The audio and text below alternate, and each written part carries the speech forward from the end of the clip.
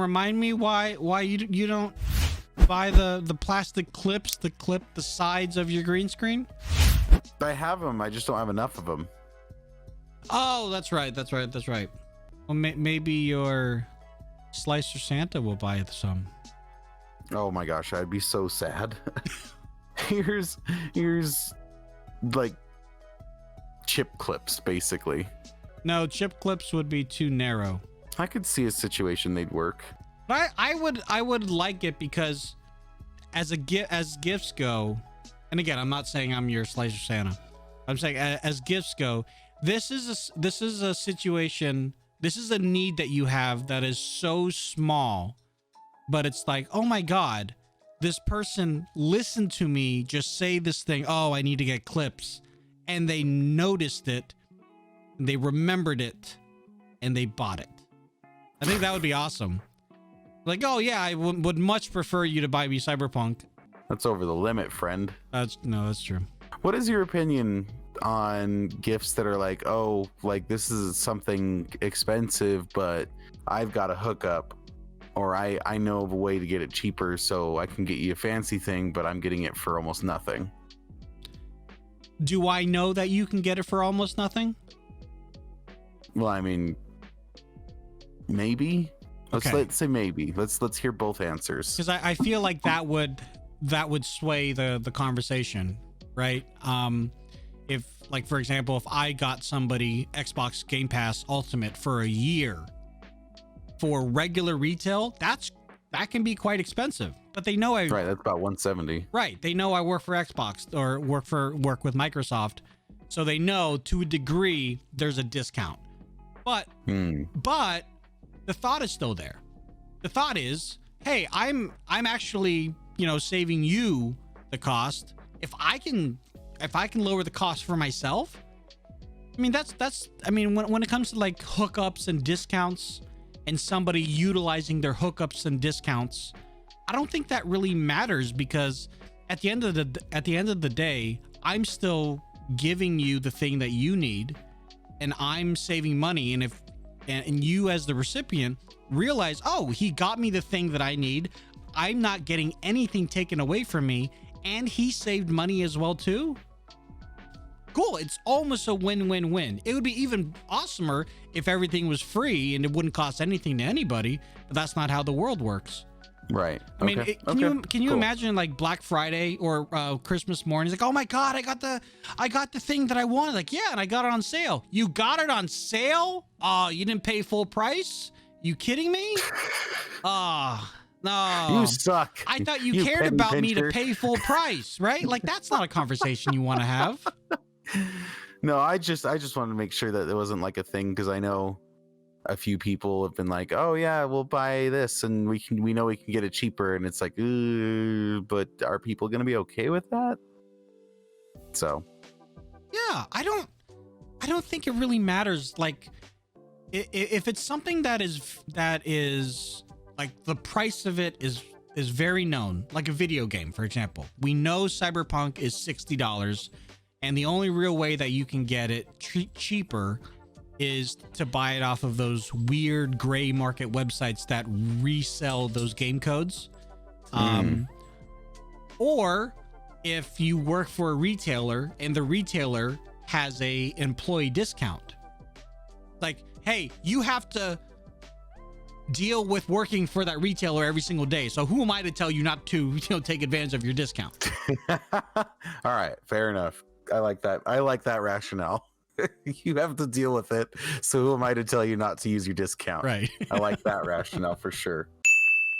Speaking of like last year to this year, on like Apple Music and Spotify and stuff, they have that like year in, like, here's what you listen to, here's a playlist of what you listened to this year, here's what you enjoyed. Yeah. Have you looked at that this year? Yeah, I actually have. Now I use Spotify, but you use Apple Music. Correct. Yeah, but I would assume it's very much the same thing. Like, it just kind of takes, hey, you've listened to the song 20 times, you've listened to the song 10 times, and so we're going to, create a playlist based off of that. Right. Is your playlist correct, or is it like, whoa, I've never listened to that song? Well, like you've got Cotton Eye Joe in there 4 times for some reason. It's like, why? Why no, is mine this here? mine is annoyingly accurate. Annoyingly accurate. Why? The two here's the thing is I listened to a good amount of like different kinds of music this year, but the 2 genres that I really like both discovered and got into was Viking metal and lo-fi. Nice. And so the playlist is a mix of Viking metal and lo-fi. And so you have like these vast differences of the songs of like you're chilling, and then then you're chilling. Like it's just like, and it's only that pretty much. Like there's a little, some things here and there, but for the most part, if you were to describe the playlist, it is a mix of those 2. Low Viking? No.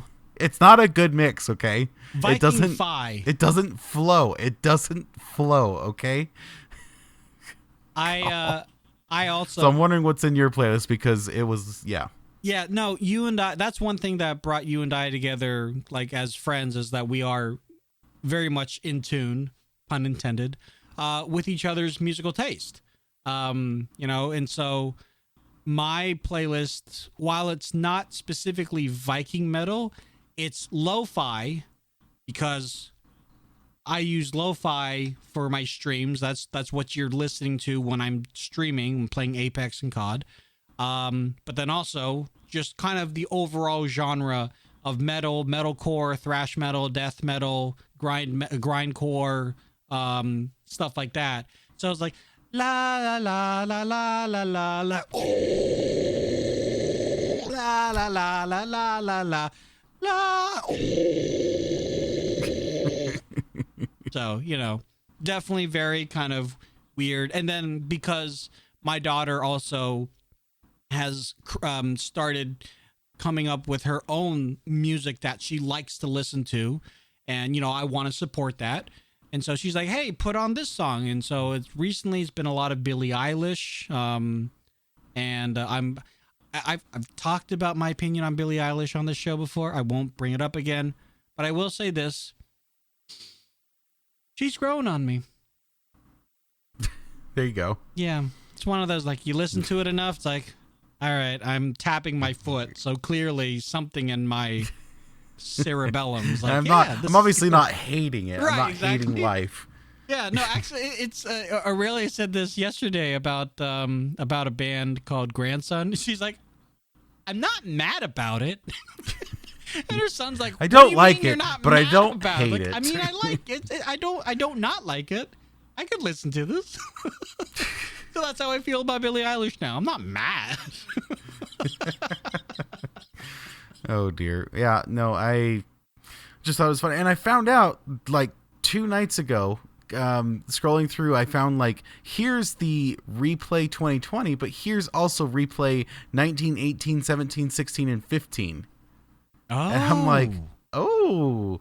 So I started looking, and the only problem was back in like 2015, Apple was doing, well, I think they still do it, but they had the iTunes match thing where it's like, right. Oh, we're not actually using your music. We're using a combo of your music and our music and stuff. So some of it is like missing half of like what I listen to, but it's still a really good like window into the past of like my music tastes over the last 5 years. Well, that's pretty cool. I don't know if Spotify does that. I would have to check it on my own, but I feel like for the most part, my music taste in the genres, except for lo-fi, the overall genres have stayed the same. And I say this because I did happen to listen to the playlist that Spotify created for the biggest hits of 2020. And it's all of this kind of this chill vibe music, Billie Eilish is in there, but then you've got Juice WRLD, you've got Machine Gun Kelly, you've got a bunch of all these other kind of, I wouldn't call them mumble rap artists. You might even go as far as calling them auto-tune artists, but kind of in the same vein as Post Malone, where it's like, I don't like this, but for some reason it's catchy kind of thing. Right. A bunch of that. And I'm like, oh, okay. I'm very much not in tune with what the current demographics of my age or what people are listening to, because I know none of these groups. I know none of these artists. I know none of this music. I could listen to it if it's in the background while I'm getting my hair done. Right. At my barbershop. This is definitely. But in the car, you're going to be like, no. Oh, definitely. Yeah. Now, my question to you, because we've talked about how you will go between listening to a lot of music and then listening to podcasts and then going back to a lot of music and then going back to, like, you don't necessarily always blend the two. Is that this year? Is that kind of the same thing for you? I mean, it's always been, right? It still switches back and forth. Currently, we're in the music phase, but we'll see where it goes. Is there any new podcasts that you discovered? No. I'm still working through like what is it? The Office podcast that I can't think of the name of. Office Ladies? Okay. Yeah, I'm still working through that. There's just so many very interesting podcasts that are coming out right now, and I get it, like, but nothing more interesting than ours. Thank you. Not at all. None of them. None of them. Please listen. But I started expanding my fictional podcast repertoire to include like more horror genre podcasts and like science fiction podcasts. I think it's really great because, if you don't have enough money to spend on things like audible.com to listen to an audiobook like Ready Player One or Ready Player Two, which is now out, Audible podcasts audio fiction podcasts are really the next best thing, and they're fine, except for the weird like ad breaks where it's like climax. Hey, Squarespace! Like, no, shut up. You're like, I get it, I hate but you. Stop. I get it. I have Squarespace. I have 3 sites on Squarespace. I get it. Give me another ad. The one that kills me is the 4-minute ad reads. So one of the podcasts I listen to is a Microsoft focused podcast, but when he goes into his ad read, it's at least 7 minutes, man. Oh yeah, it's rough. But luckily, you got that 30-second skip button. No. Yes. Okay, there we go. The other one, if I could recommend to you, is a comedy podcast called Judge John Hodgman. I think you'd enjoy it. The old Mac ad where it says, I'm a Mac and I'm a PC. Remember that ad? Right. The guy that says I'm a PC, he has his own podcast called Judge John Hodgman. So that's all I'll say about that. It's very, very funny.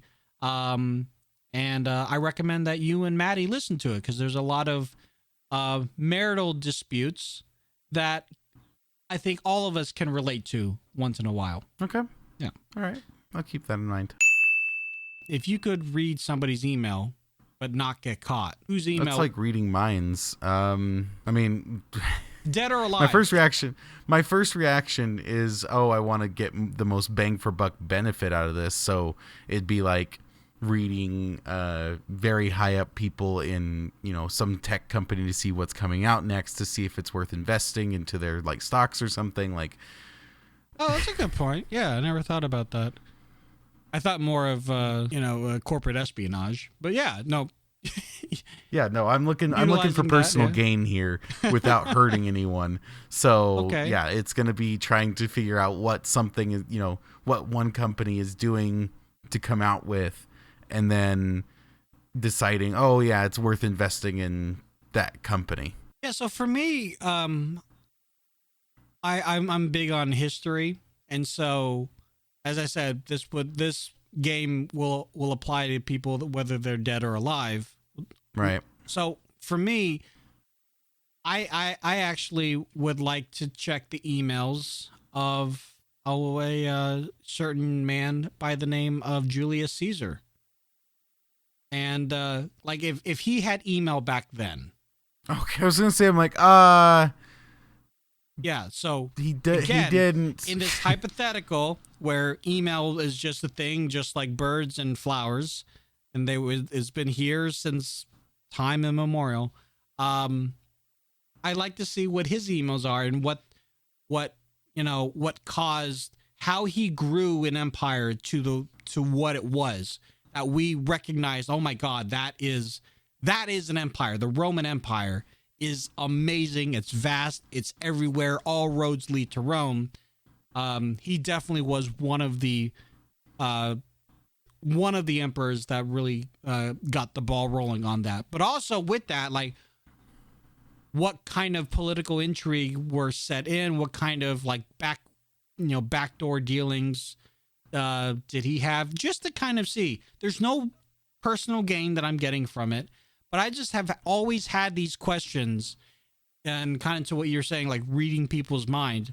I would always like to see the conversation via email that he might have had with Brutus, for example, or he might have had with some other like higher up general to say, hey, let's get rid of, let's go to Gaul and get rid of that tribe over there and do the thing over here.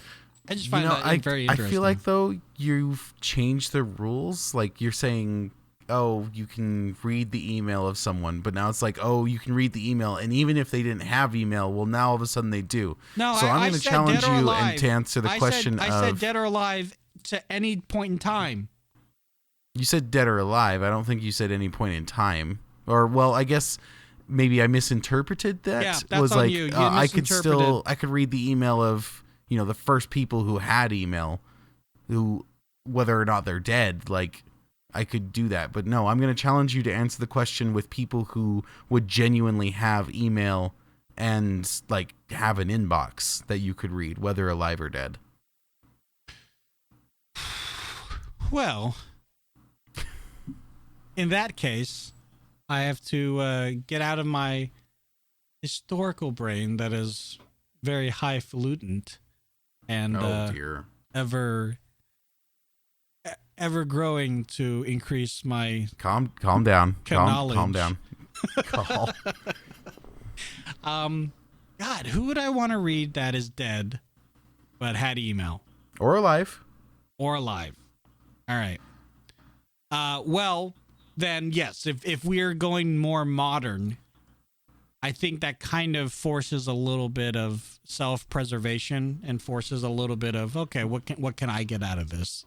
And it's less of learning about history and whatnot. So I'm kind of in the same court as you. Maybe not necessarily a tech firm, but maybe a financial firm, or the folks that are making the coronavirus. Maybe there's another group. Oh dear. Maybe. Wow. Huh? Making the coronavirus. Well, sorry, I meant the antivirus, not the. Oh, the vaccine. The vaccine. Sorry. Oh, yeah. okay.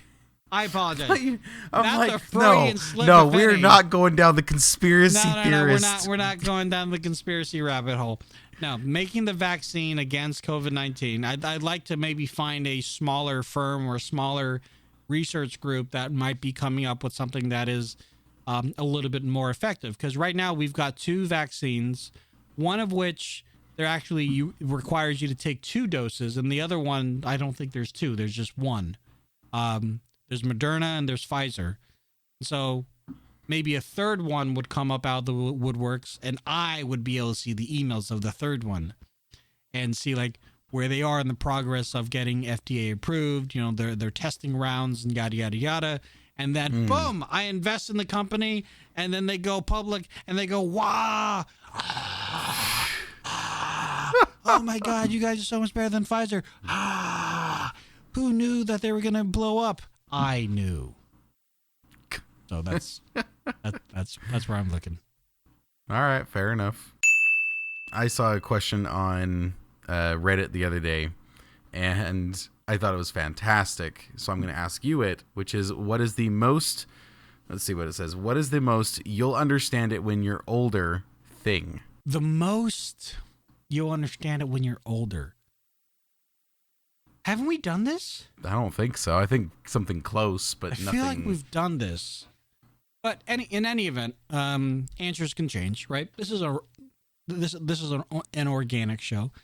The need to have structure in your life, like structure and order in your life. Like when you were younger, and I think you're the wrong person to mention this, but you know, you hated making your bed.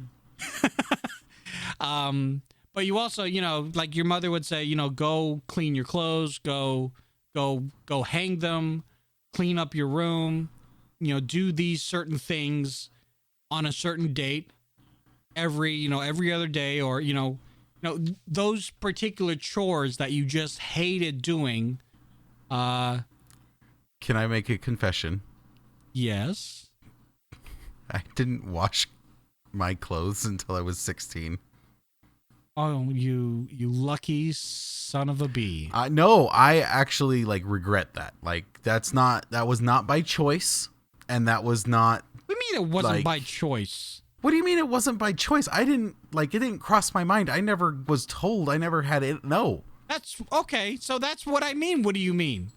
So if no one tells you, it wasn't me. Like, it wasn't like something I was like, yes, I don't want to do this because I am better than this. All right. No, it was something I grew up that was like, oh, mom does this and I don't know why, but I've grown up with this and this is all I know. So, and I've never questioned it. It's one of those, you know, you never questioned it because it's just like been the thing, right? Sure.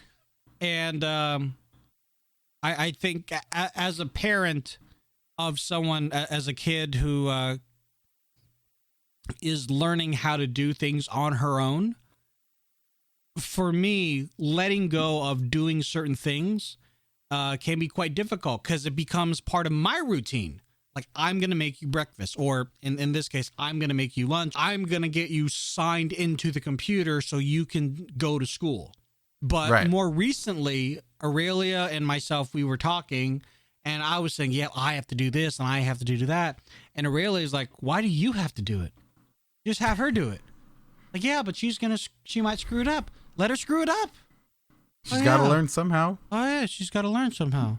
So that's from a parental point of view, saying, you go do the thing. Go do it on your own. And if you have a problem, come find me. And Estrella's of the age of where she's like, okay. And she's like, she does it. She messes up. She learns from it, but she does it. Right. I have two teenagers, though.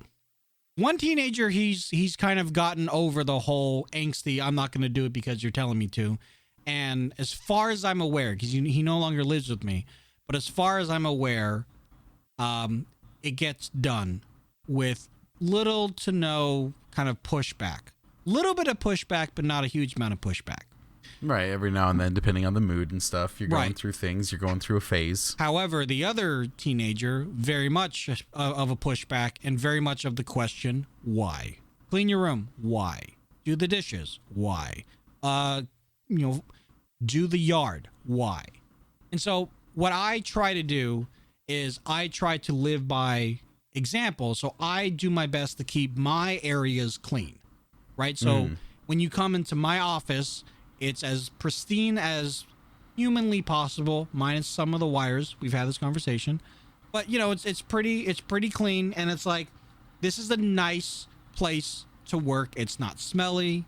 It's whatever. You go into your room though, open a window.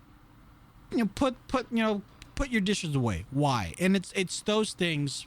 To go back to the initial question, you'll understand when you're older, because it clears your, in my opinion, like making your bed and keeping your office clean, it helps declutter your mind. And for someone of a teenage age to declutter that mind, the more you can declutter, the better it's going to be. But unfortunately, there's a bunch of pushback where it's like, yes, I will declutter your mind. And the pushback is, I don't want to. I'm fine Right. the way it is. Like, why? How are you okay with this? It doesn't make sense to me. No, my favorite thing with that is if you can, like, if they do the why game, but you have answers to the why, and it's like, clean your room. Why? Well, it actually not only helps with the house, but it helps with the smell in your room, and it helps you mentally. Why? Well, there's like these things that are like good health that are not just related to doing exercise or eating. There's also mental health that, you know, it involves your surroundings. Why? Well, it can go into like the synapses, and then you start talking like the brain stuff, and like you just start going lower and lower level, deeper and deeper. You're like, I'll give you these answers. You want to play? Let's play. But I expect a book report at this point. I've given you enough information. All those things you just said, because I need to we go through this because with you know, Nicholas, if you're watching, I love you, bro, but you know, when you challenge to a certain degree, it just becomes a challenge after challenge after challenge, and it becomes less of the actual reasoning why and more of, I'm just challenging you, and the time that we're spending to challenge, I'm not having to do what you're asking me to do, so I'm just going to continue doing this. But the reality is there obviously is a lot of benefits, but the one thing that Aurelia has really tried to lean into is not saying, because I told you so. And I use that with Estrella. I've used that with Franklin. And I feel to a certain degree the because I told you so forces them to do certain tasks, and in doing the tasks they learn, hey, this isn't all that bad, you know. When he's asked to do the dishes, he does it. Like, there's very little pushback. He does the dishes, they're put away, and he gets the immediate gratification of, oh, I need a bowl for cereal or whatever. Oh, look, the bowls are put back. And so he sees the immediate gratification, and he benefits from that. Right. The cleaning of the room, the smell, and things like that. I feel like he has, was that nose blindness or whatever that terminology is called. Well, he's got the teenage nose blindness. Yeah. I mean, you put a bunch of teenagers in the room, and you open the door, you're like, oh my word, this reeks, and it's like, yep, that's normal. It's disgusting, and they all need to go take a shower, but it's also normal. Yeah. Right. And so if there's any teenagers listening, you might have to shower every day. Don't wash your hair every day, but you might need a shower every day. And especially if you're a guy, it's totally normal. And just don't waste too much water. That's all I got to say. But that's my point of view, because I've gone through parenting and I've gone through the benefits, and like I've seen, like, oh my God, like the things that I do now are things that were harped on me by my mom and by my dad. And I'm so grateful that they just harped away and like essentially forced me to do certain duties and certain tasks, because I see the overall benefit from it. What about you? Someone that only has a fur baby who can't really respond to you. Somebody that, you know, you're just going through your life, but you can reflect off of, oh, what have you learned? What have I learned? Wait, well, what? You said, you know, the prompt was, what is one of those? What is the most that you'll understand when you're older? Yeah. So what are the things right now you understand when you're older? Because I think one thing that you brought up last time were like bills and like and stuff like that. Is there anything new? No, I think your depiction, like you'll understand it when you're older, is your depiction of what adults do is very wrong. And I was talking to this with a couple, I'd say cousins, but they're like age-wise they're closer to like nephews. Okay. Because they're in their teens, and I was talking to them. I was like, "Yeah, so you know what we did last night?" They're like, "What?" And I was like, "Well, a couple friends came over at midnight, and we had homemade brownies and watched How the Grinch Stole Christmas, the Jim Carrey version, and then they went home." And they're like, "You didn't party or anything?" And I'm like, "Nope." They came over in their PJs. We ate a few brownies, and they went home, and that was it. And they're like, "That sounds great." And I was like, "Yeah, but that's." Like, if you were like, oh, yeah, you know, wouldn't you rather go out and party? It's like, no, this is so much better. This is so much better. if you don't mind me reminding me, like, where you are age wise, because I 28. Okay, so you're close to your 30s. You're a non-drinker. You've never really experienced the nightlife, if you will. I've been like the DD. I've been out. Like, Okay, all right. I've done the thing. I just haven't been the drinker. I've just been with the drinkers. Okay. And I'm not saying that being the DD, you're missing out, because that's not my point. I feel like, when you get closer to 30, that's where having a night in becomes a much more exciting prospect, because you are with your close friends. You get to delegate exactly what you guys want to do. Whereas when you're an adult but you're 25, that seems kind of like a boring thing to do. That right. seems like a...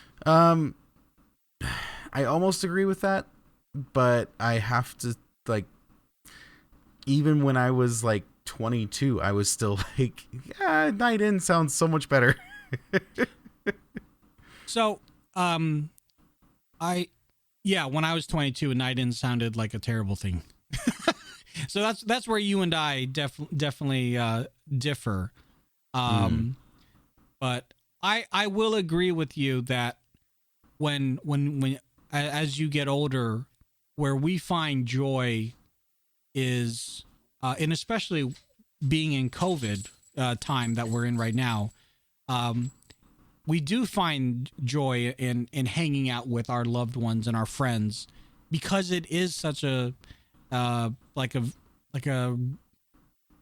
awkward situation that we find ourselves in, that any kind of opportunity that we have, whether it be over brownies and watching a movie on Netflix and just laughing about Jim Carrey's performance or whatever, things like that's very exciting, and I feel like that lends to a lot of maturity. And to that point, maybe you were a lot more mature than I was when I was 22. It's very possible. I was dumb, I'll tell you right now. So maybe you had that level of maturity you're an old soul. Not old as an but like wise. You're a wise soul. Aw. Yeah. Because I can tell you right now, if I had the opportunity to go and like do like wine tasting or like do a beer, what are they called, bar, like go bar hopping or something like that, but the other option was to like do stuff with the family. Right now, I'm choosing the family. Like even without good COVID, for you. Even without COVID, I would choose the family thing to do. Right. No, I'll steal the answer. One of my favorite answers of that whole thing was talking about two things. Was number one, parents looking at kids when they're eating something like sickly sweet, and the kids are like, "Oh, this is delicious," and the parents are like, "That's gross. Like, that's so sugary." Yeah. Oh no. And then my all-time favorite one though was adult drinks. The adult drink, whenever, like, the person was like, well, the adult drink whenever I went out as a kid, I always imagined was either coffee or alcohol, because that was for adults. And he's like, no, the true adult drink when you're going out is water. That is the true adult drink, because when you go out, you're like, I could have this super sickly sweet, like lemonade, or I could have soda. You know what I really want? Water. And that's 100% true. That's 100% who I've become, because, like, you rewind the clock even just like 5 years, and it was like, oh yeah, soda. You go out, you get yourself a fancy lemonade or whatever. You're at a restaurant one of your or whatever. soda bars and now that you guys have. And now it's like, no, water. And like once every few months, it'll be like, I'll get a lemonade because fancy. But even then, it's like you drink one and you're like, wow, that was sugary. Oh, you want a refill of water? Yeah, I'm not in the same boat with you on that. I feel like one of the things that have changed for me in regards to things that I imbibe is the kind of alcohol that I drink. I used to drink really cheap beer like Coors Light or Bud Light. I had a little bit of Stella Artois, which isn't cheap, but it's also not super expensive. But it's, it's like, okay, this is kind of fancy beer. It's like maybe a little bit of a pinky raise. But now I'm drinking artisan wine, and I've got, $60 bottles of whiskey and stuff like that. They're definitely more matured kind of drinking. And as a drinker, because I know you're not, but as a drinker, my taste buds have changed and they've matured. And to go back to the original prompt, you'll understand when you're older, because when you're younger and you drink alcohol, you can pretty much drink anything. You're like, I don't care, I just want to get effed up. Like, yeah, let's go, woo. But now I'm like, could we not? Like, I just want to have, if for those who don't know, when you get whiskey, you get like that much whiskey in a glass that's like that big. It's very little. It's 3 seconds worth of whiskey poured into a glass. That's it. And that's all I need. If I want to, get messed up or whatever, that's like once a year now. Back when I was 25, back when I was 22, it was definitely, you were all in. It was definitely, definitely, let's go. You like naming things. Like, you've named your computer, you've named your Xbox, you've named your car. What would you name a boat? If you had a boat, what would you name it? Because, Quinnton, no idea. I'm giving you a boat. No, I'm not. You could give me a boat. It's just going to be like a Hot Wheels boat.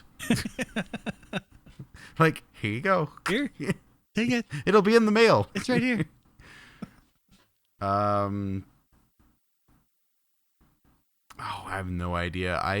I mean, I like the dumb names. Like, I like the one where they were asking to name the giant. Yeah, they were asking to name the giant like cruise liner or whatever. Yeah, and people were like Bodie McBoatface. And they're like, no, and it's like, just own it, okay? Just own it. Like, just you asked the internet, they gave you an answer that wasn't like racist or sexist or anything bad. That was actually funny.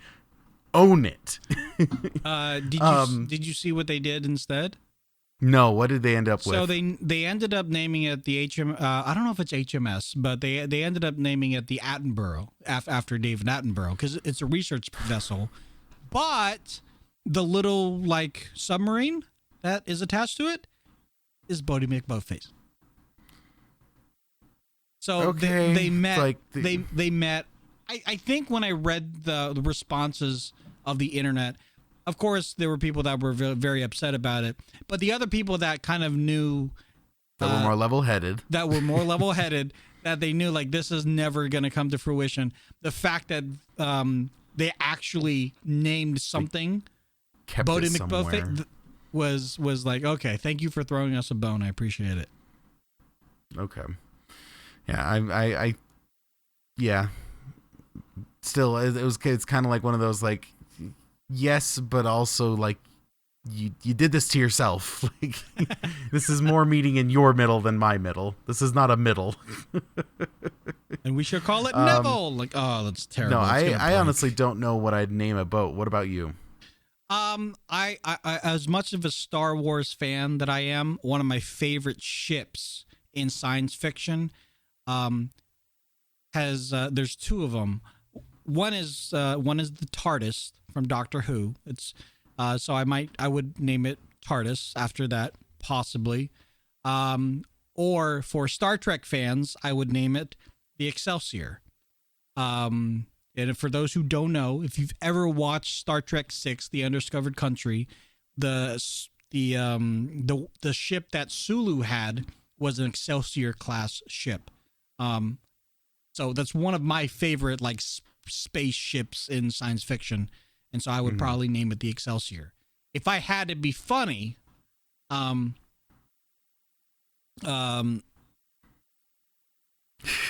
I don't. I'm You not wouldn't apparently. Yeah, I'm not very quick-witted, so I would have to think about it. I wouldn't know. Yeah, no, I literally have no idea. Like the only ship that I can always think of is the Forward Unto Dawn from Halo. Okay. But I mean, I figured you would name it after something in a video game. So I was thinking like, okay, what ship maybe in Titanfall? I mean, you're freaking wearing a Titanfall shirt. So maybe there's a recognizable ship in Titanfall that would resonate with other Titanfall fans. So as I think there is a couple ships that are named, but nothing I can think of offhand. Okay. Yeah.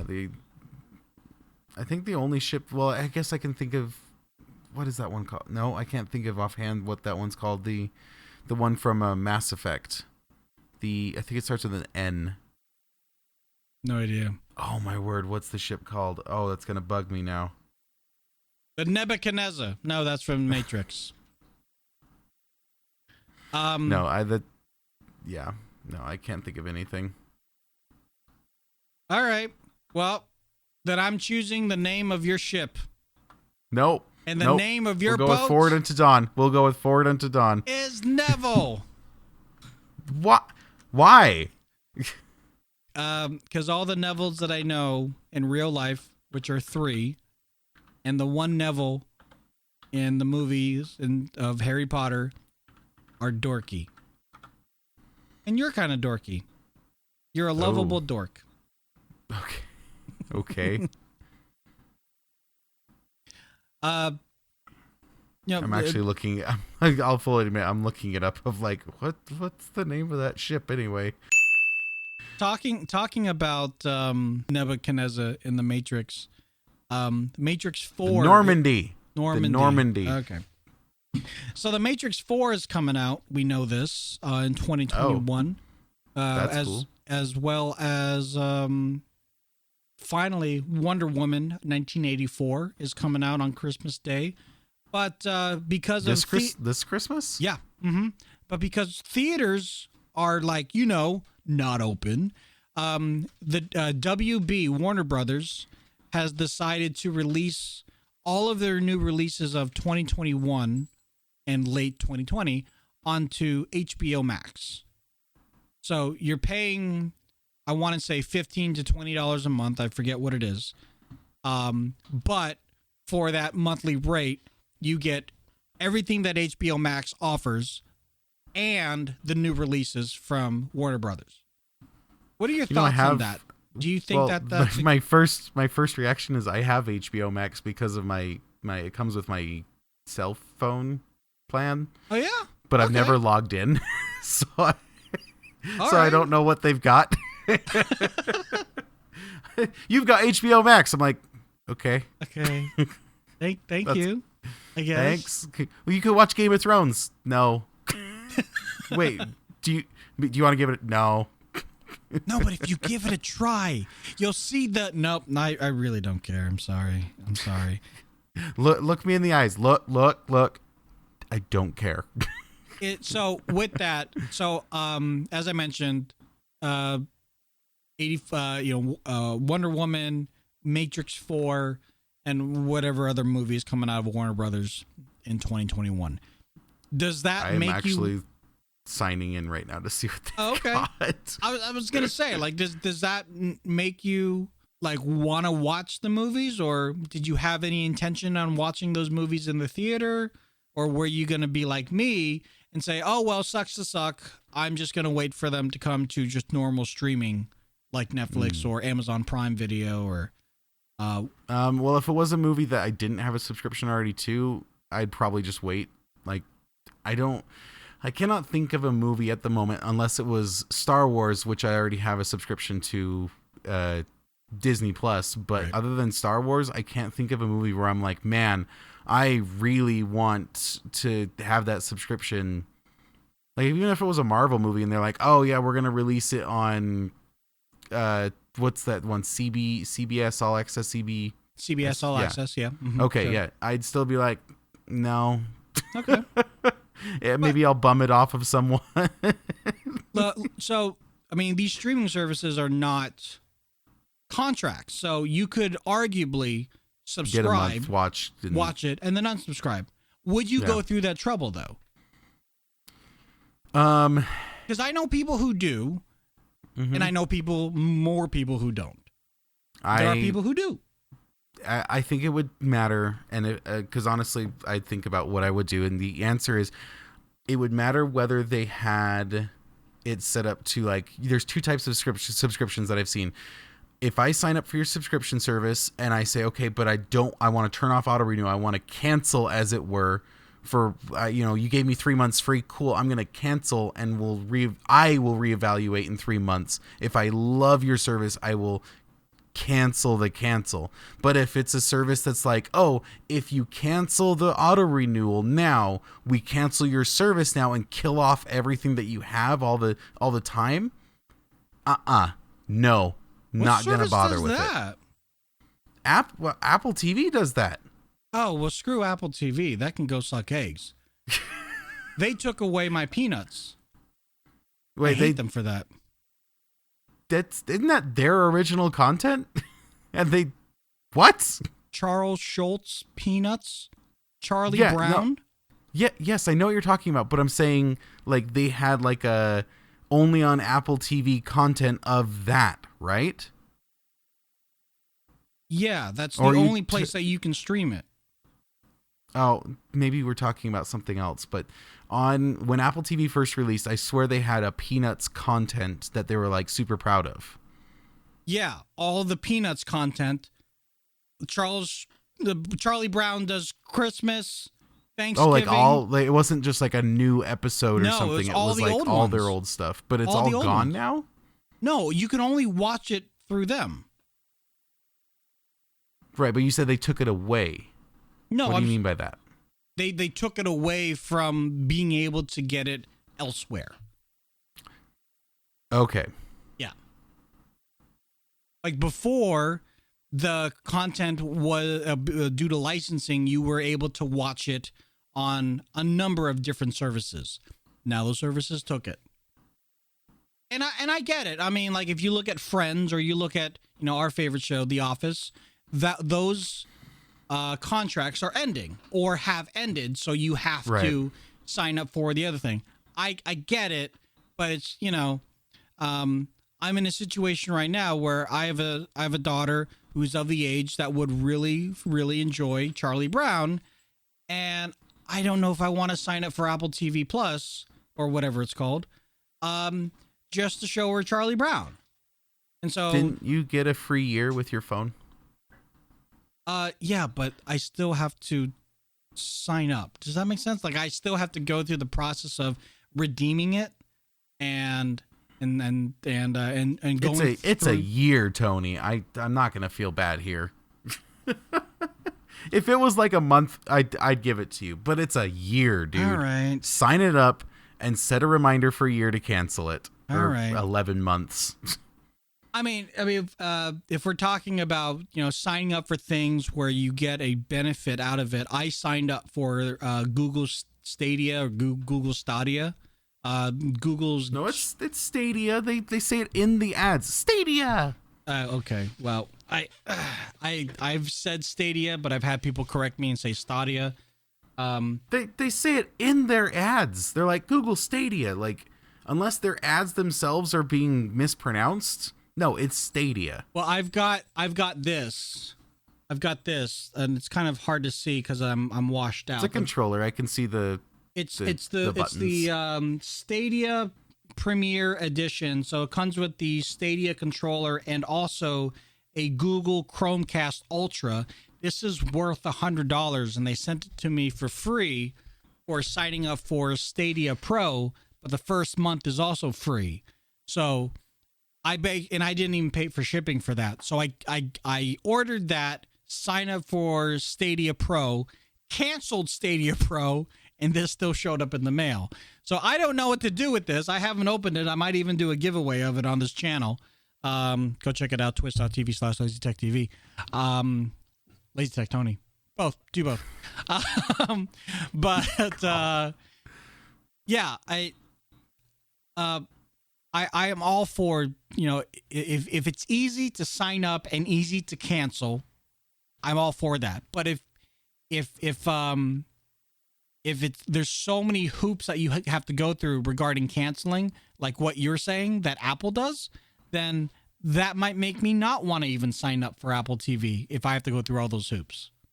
I mean, the only hoop is that you have to wait to cancel it, which Apple, I'm giving a little bit of credit to them because it's a year. And as long as you set a reminder on your phone, a calendar thing or whatever, sure, then you'll be fine. But like, if it's like a month or 3 months and you say like, oh, you're going to kill all of it after like before. No.